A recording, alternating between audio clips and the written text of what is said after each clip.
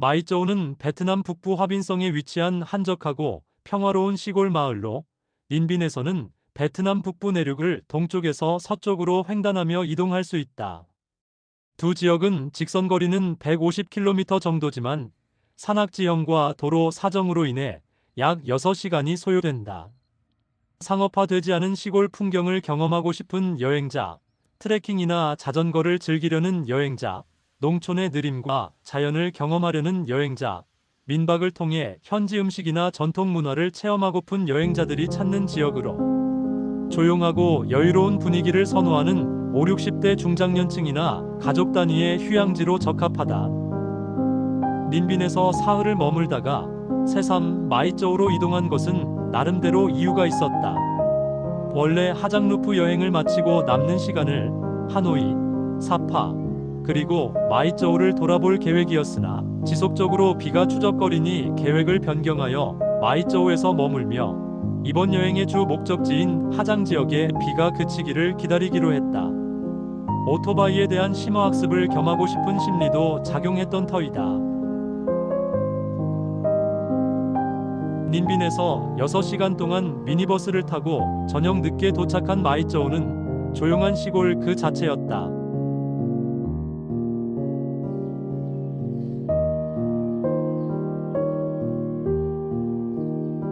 다음날 숙소에서 마련해준 교통편으로 오토바이 렌트샵에 도착하니 오토바이를 빌려 타려온 한 여성이 그냥 돌아간다.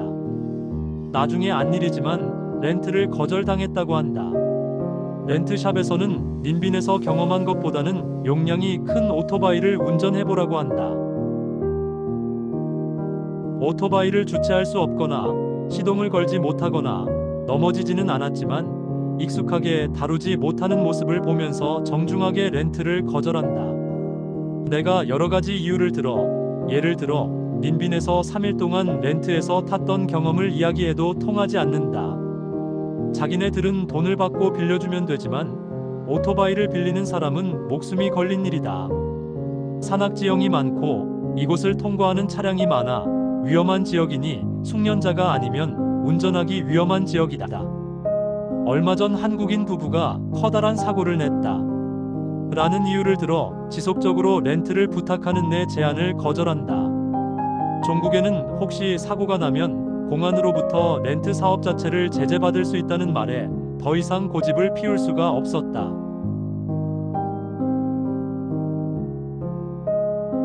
결국 오토바이 빌리는 것을 포기했고 숙소로 돌아왔지만 한가하게 휴식만을 취하고 싶은 생각이 없었다. 숙소에서 빌려주는 자전거를 타고 시내를 돌아보기로 했다.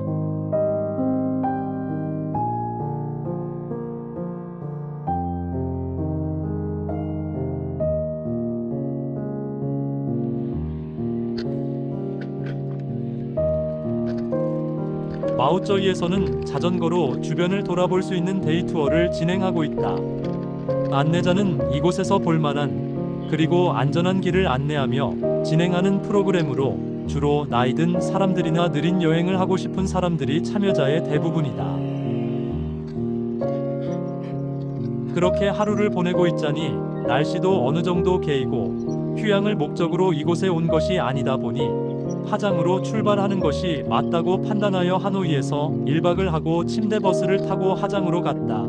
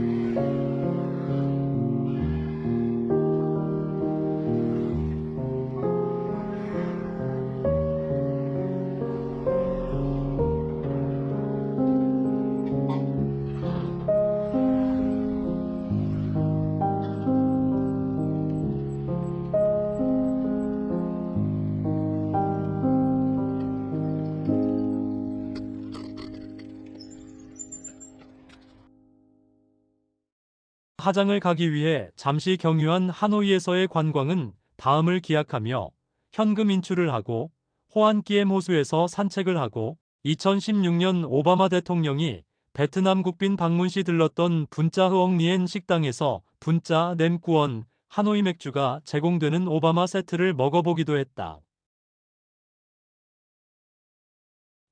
다음 날 아침 일찍 미딩 버스터미널에서 하장으로 가는 버스에 몸을 싣고 7시간 후 하장 버스터미널에 도착했다.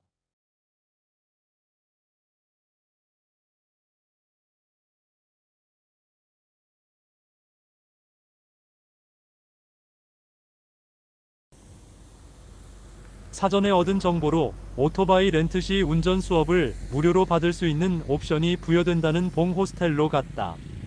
그리고는 무조건 3박 4일 그룹 투어를 계약했다.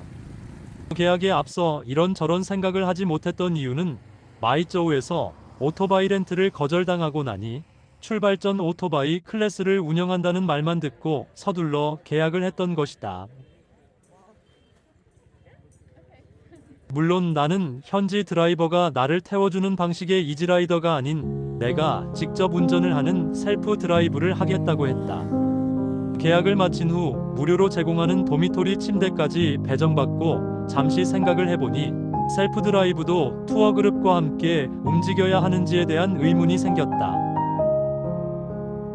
내가 계약한 그룹 투어는 참여자가 함께 움직이며 앞뒤에서 숙련된 라이더가 길을 안내하고 정해진 장소에서 휴식을 취하다가 같은 식당에서 식사를 하고 숙소 또한 함께 해야 한다. 고민이 생겼다. 오토바이 운전 실력은 자신이 없는 상태에서 이지라이더로 여행하고 싶지는 않고 그룹 내에 포함되어 셀프 드라이빙을 하다 보면 상황에 따라 오버페이스를 해야 할 경우도 있어 오히려 안전에 문제가 발생할 수 있다는 생각이 들었다. 또한 내가 조금 더 머물고 싶은 곳에 마음대로 머물 수 없는 문제도 있다. 계약을 했던 매니저에게 상황을 설명하니 오토바이만 렌트할 수 있는 곳을 알려주며 알아본 후 결정을 하라고 택시까지 불러주었다. 결국 그룹 투어 계약을 해지하고 홀로 운전을 하며 돌아다니기로 결정을 했다. 호스텔 매니저는 아무런 불이익도 없이 계약을 해지해주며 즐겁게 여행하라 덕담까지 곁들여 주었다.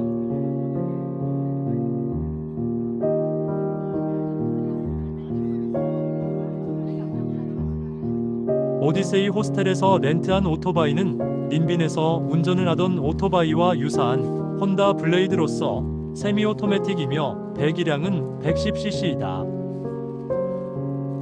본격적으로 하장 루프 여행을 시작한 날은 아침부터 비가 내리기 시작했다.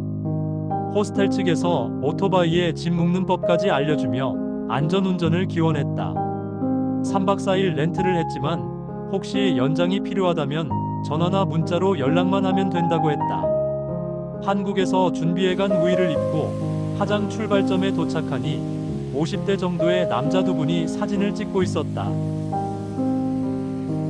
간략하게 인사를 한 후 각자의 길로 출발했다. 나는 100km 정도 거리에 있는 옌민에서 하루를 묵는 계획이었고 그들은 그곳에서 50km를 더 이동해서 동반이라는 마을에 묵는다고 했다. 첫 목적지인 꽌바 헤븐게이트로 가는 길은 한산했다. 차량은 거의 다니지 않았으나 비가 내리니 내 자신에 대한 안전만 확보하면 될 것 같았다. 하장을 출발한 지 1시간 반 36km 지점에 마을 하나가 나타나고 공안이 오토바이를 멈추며 검문을 한다. 운전면허증을 보여주니 오토바이를 세우고 검문소 안으로 들어가라고 한다. 그곳에는 아침 하장 출발점에서 만났던 두 사람이 공안 사무소와 그 앞 도로 사이를 서성이고 있었다. 한국의 국제면허와 베트남의 운전법규는 1949년 제네바 협약 가입국으로 원칙적으로는 인정되어야 하지만 베트남 경찰은 한국에서 발행한 국제면허에 배기량 구분이 없는 것을 이유로 종종 시비를 건다는 말을 들었었다. 그런 이유로 공안은 내게 벌금을 요구했고 먼저 온 사람들은 30분째 그들과 돈을 주어야 할지를 고민하며 밀당을 하고 있었다. 내가 도착하며 3명은 원칙을 주장하기로 했다. 한국 대사관으로 전화를 해서 도움을 청했고, 기다림과 인내 끝에 1시간 정도 시간이 지난 다음 그들에게서 면허증을 다시 돌려받았다. 대사관에서는 휴일임에도 불구하고 자국민 여행자의 어려움을 해소하기 위해 적극적인 지원을 해주었다.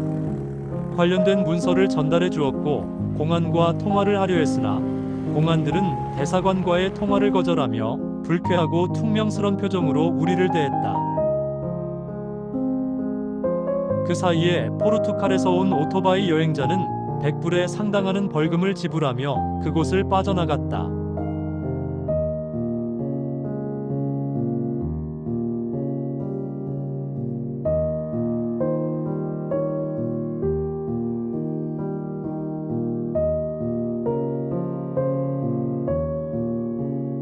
관바를 거쳐 옌민으로 가는 길에는 오토바이 여행자들이 심심치 않게 눈에 뜨인다. 헤븐 게이트, 트윈 마운틴, 소나무숲, 소수민족 거주지 등 볼거리가 많고 아스팔트 포장이 잘 되어 있어 오토바이를 렌트한 여행자들이 주로 이용하는 도로이다.